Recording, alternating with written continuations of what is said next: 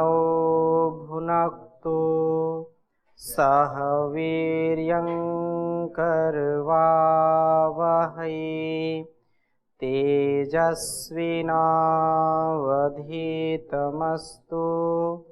मा विद्विषावहै। ओम शांति शांति शांति।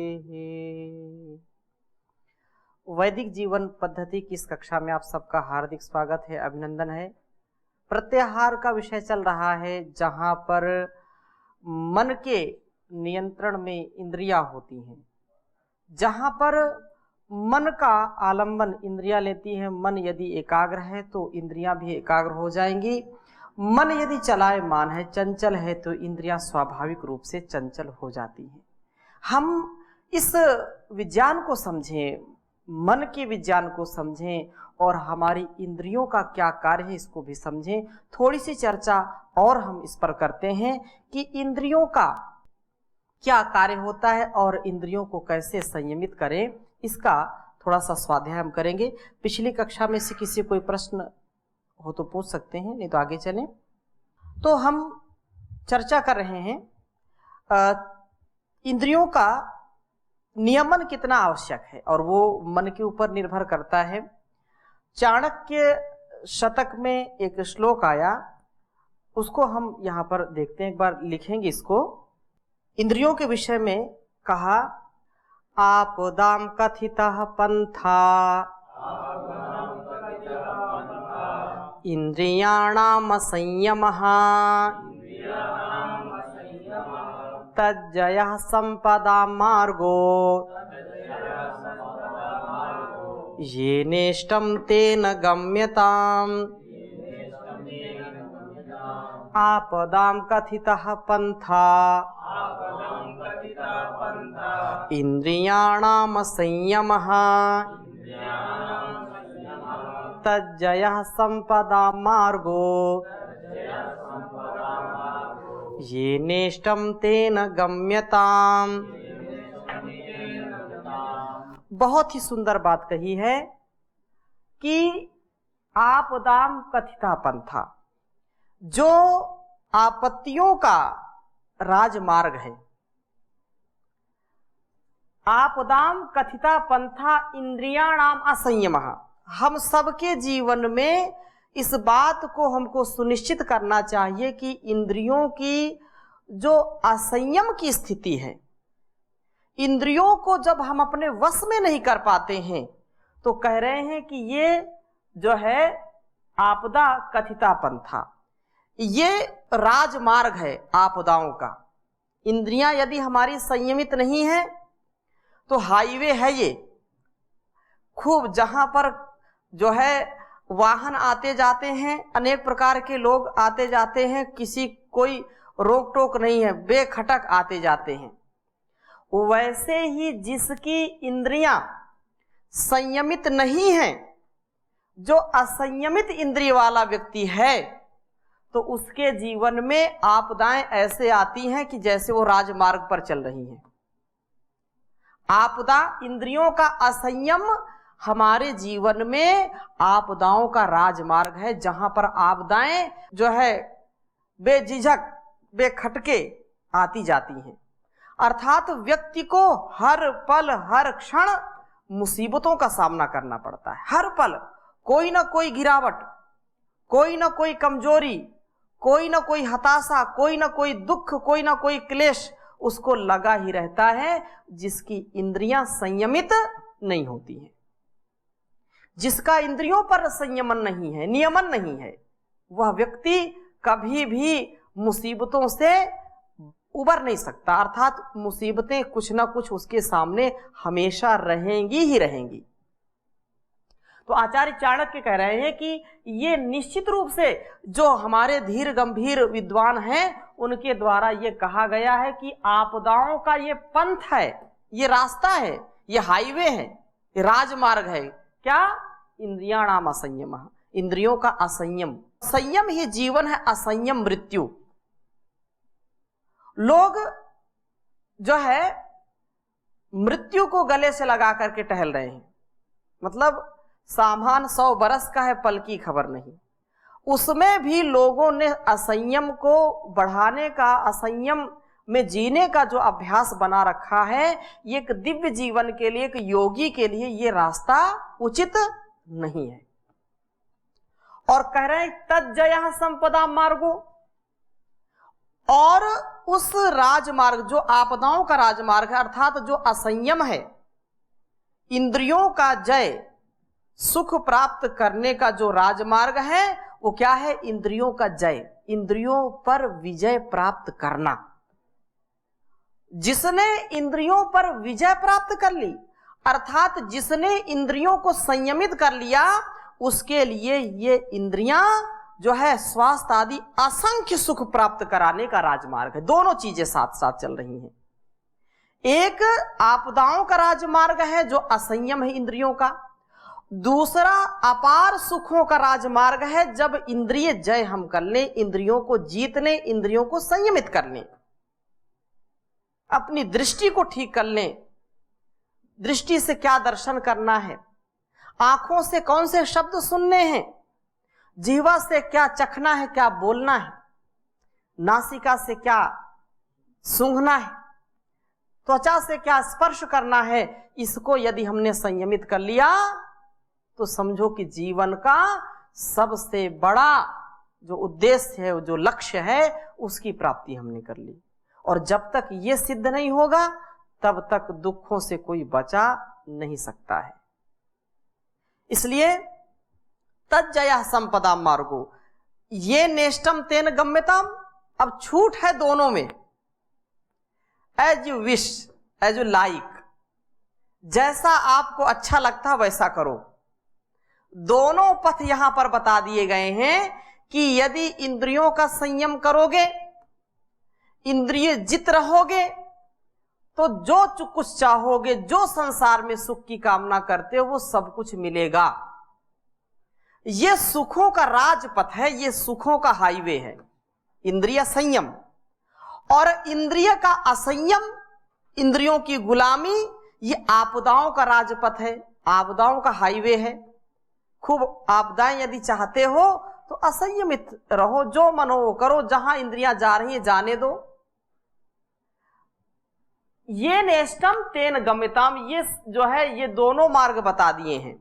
और तुम्हारी इच्छा जिसमें है, जिसमें तुम्हारी रुचि है, उस मार्ग में आप जा सकते हैं, ये आपके ऊपर निर्भर करता है। यदि आपको लगता है कि यह मेरे लिए हितकारी है तो वैसा ही आप आचरण करिए। और एक बार यदि किसी ने बता दिया, समझ लिया, तो वैसा ही जीने का हमको अभ्यास करना चाहिए, प्रयास करना चाहिए। अभी तक कुछ लोग कहते हैं अरे हम तो इसको जानते नहीं थे, ये भी है एक रहस्य, ये भी एक विज्ञान है। तो जब जागे तभी सवेरा, जाने के जान बेजाने के राम, कुछ लोग ऐसा कह देते हैं, कहावत है कि जब तक हम जानते नहीं थे तब तक तो हमको कोई जो है जान नहीं था कि क्या सही है क्या गलत है, लेकिन अब जान गए हैं तो मानिए और मान करके उसको जीने का अभ्यास करिए। यही जीवन है, इसी में सद्गति है, इसी में हमारे जीवन का उत्कर्ष निहित है।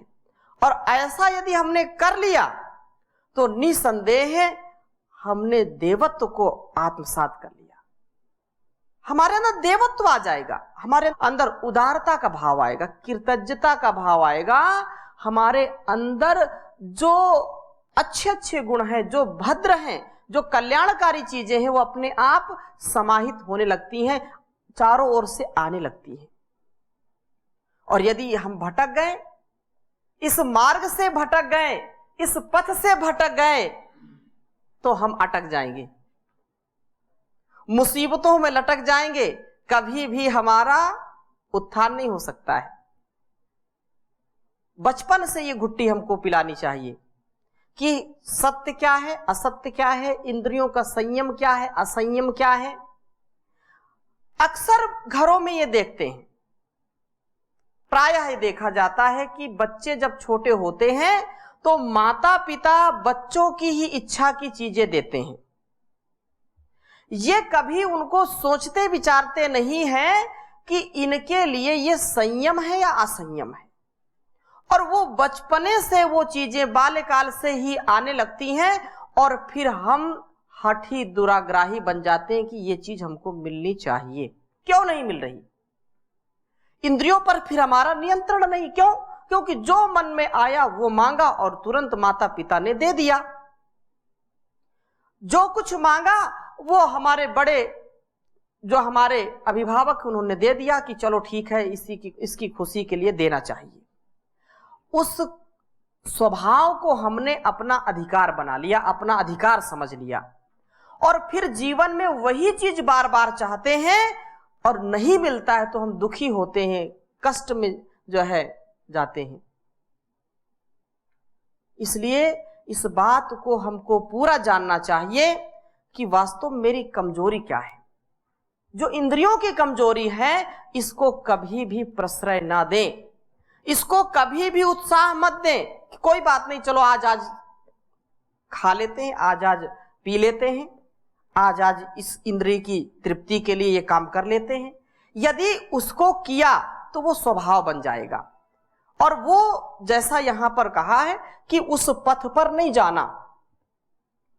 जो धर्म का मार्ग है, जो संयम का मार्ग है, जो सुपथ है, जो कुपथ नहीं है, उस मार्ग पर चलना, और उसी से तुम्हारा कल्याण होगा, राष्ट्र का कल्याण होगा, समाज का कल्याण होगा। बचपन में हम एक राष्ट्रीय गीत सुनते थे और वास्तव में उसकी पंक्तियां बहुत ही हृदय को छूती हैं जब वैसा हम आचरण करते हैं तो। इंसाफ की डगर पे बच्चों दिखाओ चल के, ये देश है तुम्हारा, नेता तुम ही हो कल के। दुनिया के रंज सहना पर मुंह से कुछ ना कहना, सच्चाइयों के बल पर आगे को बढ़ते रहना। रख दोगे एक दिन तुम संसार को बदल के, इंसाफ की डगर पे बच्चों दिखाओ चल के। जो इंसाफ का मार्ग है, जो मानवता का मार्ग है, जो देवताओं का मार्ग है, देवत्व का जो मार्ग है, उस मार्ग में हमको चलना है, अर्थात संयम के मार्ग पर चलना है। और संयम यदि हमारे जीवन में रहेगा तो तज्जया संपदाम, सारी संपदाएं मिल जाएंगी, जो कुछ हम चाहेंगे वो मिल जाएगा। और जब असंयम के मार्ग पर चलेंगे तो जो कुछ भी है वो भी छिन जाएगा, लुट जाएगा, और फिर बाद में व्यक्ति छाती पीटता है कि हाय हाय हम तो लुट गए, बर्बाद हो गए, कुछ नहीं मिला, जीवन में कुछ नहीं किया। समय जो है जब हमको कुछ चीजें पीछे की याद दिलाता है तो हमको लगता है कि हमने पीछे बहुत कुछ छोड़ दिया। समय बीती पुन का पछताने, का वर्षा जब कृषि सुखाने। तो समय पर जब वर्षा नहीं होगी तो जब फसल सूख जाए तो वर्षा का क्या लाभ है? जो जीवन है, जब तक हमारी इंद्रियों में शक्ति है तब तक हमारा संयम कभी भी डिगे नहीं। और जब शिथिल हो जाए इंद्रियां और फिर कोई संयम साधे तो क्या लाभ मिलेगा उससे? भाई जब आंखों से दिखना ही बंद हो जाए तो फिर मामला क्या है? आंखों का संयम क्या है? दृष्टि का संयम क्या है? कानों से जब सुनना बंद हो जाए तो फिर कोई प्रयास करे कि नहीं अब कानों का मैं संयम करूंगा, शब्द पर संयम करूंगा, तो ये तो कोई बात नहीं ना। जीवन क्षण क्षण बीता जा रहा है, इसको संभालने का हम प्रयास करें, ये संभलेगा तो हमारा जीवन आगे बढ़ेगा। और जो तुमको ये पसंद मार्ग है उसको अपना लो, कोई जोर जबरदस्ती नहीं है। सब लोग समझते हैं हमसे ज्यादा बुद्धिमान कोई है नहीं, तो अपनी बुद्धि का प्रयोग करके दो पंथ बताए हैं, दो रास्ते बताए हैं, दो राजमार्ग बताए हैं। आपको जो अच्छा लगता है, एक संयम का, एक असंयम का, इंद्रियों का संयम और एक इंद्रियों का असंयम, आपकी मर्जी है। चुनाव आवश्यक है, चुनाव अनिवार्य है, संयम या असंयम। संयम रखेंगे तो जीवन और इस जगत को उज्जवल बना देंगे। स्वास्थ्य का जो वैभव होना चाहिए, आप तन से मन से स्वस्थ रहेंगे। अब संयम पर कितनी चर्चा की जा सकती है। वाणी का संयम, दृष्टि का संयम, कान का संयम, नाक का संयम, विचार का संयम, मन का संयम, आहार का संयम, समय का संयम। तो संयम ही जीवन है और असंयम मृत्यु है। इसलिए हम मर्यादित जीवन जिए, संयमित जीवन जिए, यही हमारे जीवन को दिव्यता से भरने वाला जीवन है। जीवन ये दिव्यता से भरने वाला पथ है। और अगली बात जो है इसी से संबंधित कह रहे हैं कि ये योग वशिष्ठ का उदाहरण मैं देता हूं। जैसा मैंने कहा था, ये जो है चाणक्य शतक का श्लोक था। योग वशिष्ठ का एक श्लोक आपके सामने मैं रखना चाहूंगा, जो इंद्रियों के विषय में है। हमारी इंद्रियां हमको बार बार धोखा देती हैं और हम उस धोखे में आ जाते हैं, जिसके कारण हमको दुख और अनेक मुसीबतों का सामना करना पड़ता है। इंद्रियोत्तम अरोगाणाम,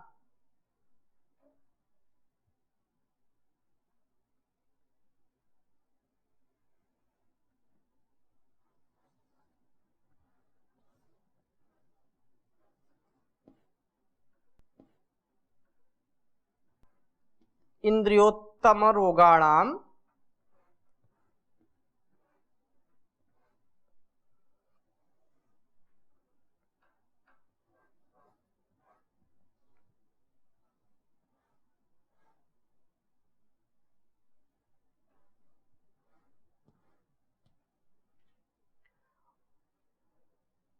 भोगा शावर्जा नादृते।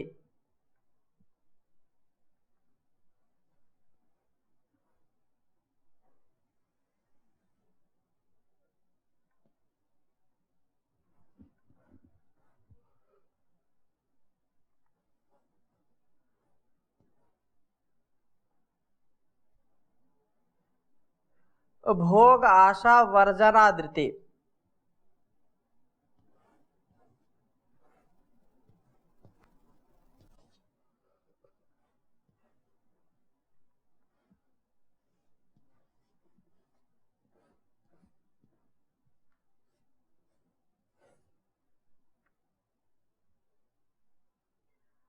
नौषधानि च तीर्थानि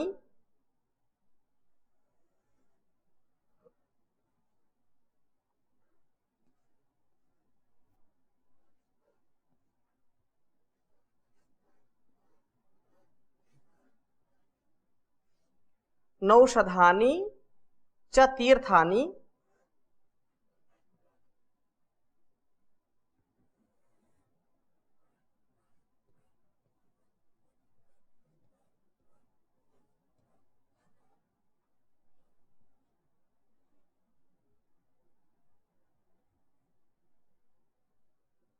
न च मंत्राश्च शांतये।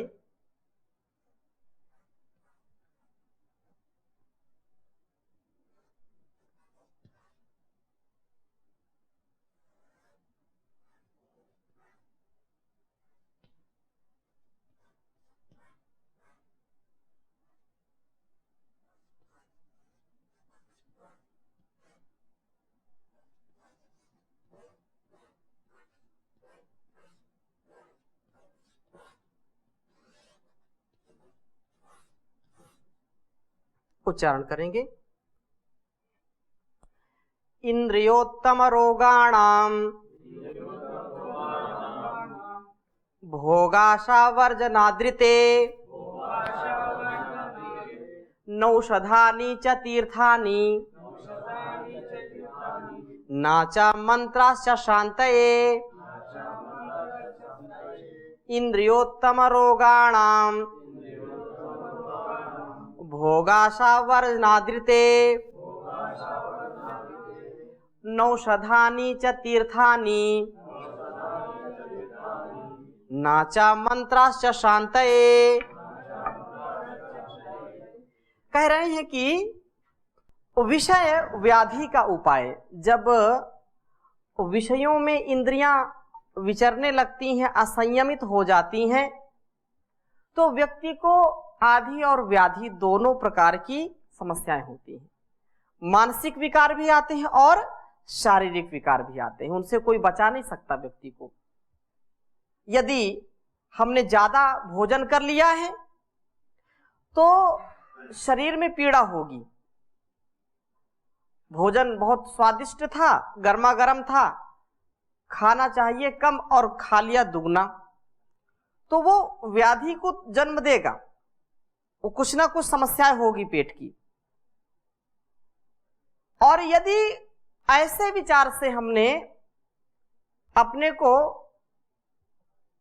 परिष्कृत किया है जो हमको उचित नहीं है, ऐसे विचार हमने मन में लाए हैं जो हमारे अंदर नहीं आने चाहिए थे, तो उससे दुख कष्ट आएंगे, मानसिक विकार तनाव आएगा, क्रोध भी आ सकता है, द्वेष लोभ भी आ सकता है। तो मानसिक और शारीरिक दोनों विकार निसंदेह आएंगे। तो ये योग वशिष्ठ में ये जो कहा है कि इंद्रियों से उत्पन्न हुए भोग लालसा आदि रोगों के लिए उपभोग वर्जन को छोड़ करके और कोई औषधि तीर्थ मंत्र नहीं होता जो इसको शांत कर सके। इंद्रियों से उत्पन्न भोग लालसा का तात्पर्य, इंद्रियों में जब विषयों के प्रति कोई कामना आ गई और उसको व्यक्ति भोगना चाहता है, भोगेगा तो रोग होगा। लेकिन जो वेद मंत्र कहता है इस संसार में आकर के भोग तो भोगना है, पिछली कक्षा में भी चर्चा की थी, भोग और अपवर्ग, प्रेम मार्ग और श्रेय मार्ग, ठीक है, अभ्युदय और निश्रेयस, दोनों चीजें साथ साथ चलती हैं। तो इंद्रियों का जो नियमन है, इंद्रियों का जो संयमन है, उसके उपशमन के लिए क्या है? उसके उपशमन के लिए जो नितांत आवश्यक भोग हैं, जो उपभोग हैं, उसको करना यही इंद्रियों को तृप्ति दिला सकता। और कोई विशेष तृप्ति का मतलब यहां पर गलत अर्थ में नहीं लेना। वैसे तो भोगा न भुक्ता वय में भुक्ता, तपो न तप्तम वय में तप्ता। तो ऐसी स्थिति में मेरा तात्पर्य यह है कि भोग और अपवर्ग के लिए, यहां भोग के लिए और मुक्ति के लिए दो चीजें आवश्यक हैं, और भोग भी उसमें निसंदेह होना ही चाहिए, लेकिन उपभोग करें, भोग नहीं, उपभोग जितना नितांत आवश्यक है। भोजन तो करना ही पड़ेगा, यदि भोजन नहीं करेंगे, अन्न जल ग्रहण नहीं करेंगे तो जीवन चल नहीं सकता है। लेकिन इतनी आसक्ति नहीं होनी चाहिए, रसना के प्रति इतनी आसक्ति न हो कि हम खा खा करके बीमार हो जाएं। और आज लोग यही करते हैं, लोग खा करके ज्यादा बीमार हो रहे हैं, सुपोषण के शिकार ज्यादा हो रहे हैं लोग, कुपोषण का शिकार तो अब कम हो गया है। लेकिन ये भी खाओ, ये भी खाओ, ये भी खाओ, इसलिए लोगों के अंदर बीमारियां ज्यादा आने लगी हैं। अपने आप को समझाने का, संभालने का एक ही उपाय है कि हम इंद्रियों से वो करें, कहीं भी जाएं, कहीं शांति नहीं मिल सकती है। चाहे कितना तीर्थाटन करें, चाहे किसी भी स्थान पर जाएं, कोई भी औषधि ग्रहण करें, औषधियों से, तीर्थों से जाने से कभी भी इंद्रियां तृप्त नहीं होंगी। इनको संयमित रखें, इनको मर्यादित रखें, जितना उपभोग हमारे लिए नितांत आवश्यक है उतना ही उपभोग करना, यही इनकी सबसे बड़ी औषधि है और कोई औषधि नहीं है। इसलिए हमको इस बात को बार बार समझ लेना चाहिए कि संयम पूर्वक, प्रत्याहार पूर्वक हम योग विद्या को जाने, योग को अपनाएं। प्राणायाम के साथ प्रत्याहार इसीलिए जोड़ा गया है कि मन को, इस चित्त को नियंत्रित करके इंद्रियों को नियंत्रित करना ये परम आवश्यक है। और जब तक इंद्रियां नियंत्रित नहीं होंगी, आप धारणा और ध्यान और समाधि की कल्पना भी ना करें, क्योंकि वो सिद्ध नहीं हो सकता है। ठीक है, तो इसकी चर्चा हम अगली कक्षा में और करेंगे। अभी यहीं पर विराम देते हैं। ओम शांति शांति शांति।